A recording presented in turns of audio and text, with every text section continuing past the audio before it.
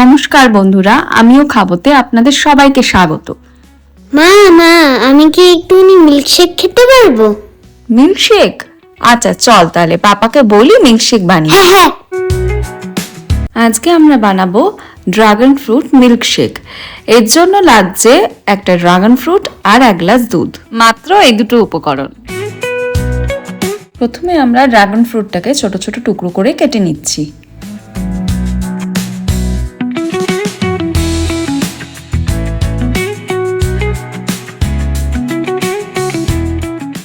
এবারে আমরা ড্রাগন ফ্রুটসের টুকরোগুলোকে ব্লেন্ডারের মধ্যে দিয়ে তার মধ্যে 1 গ্লাস দুধ দিয়ে ব্লেন্ড করে নেব।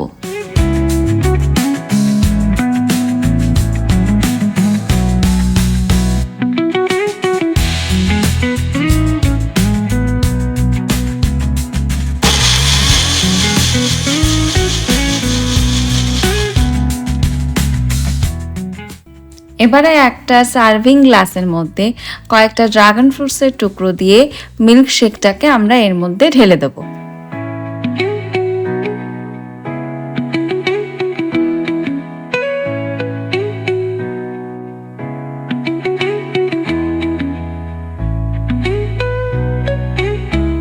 আমাদের dragon fruit milkshake ready.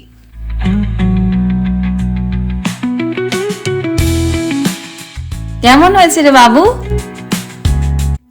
Yum! Please like, share and subscribe our channel.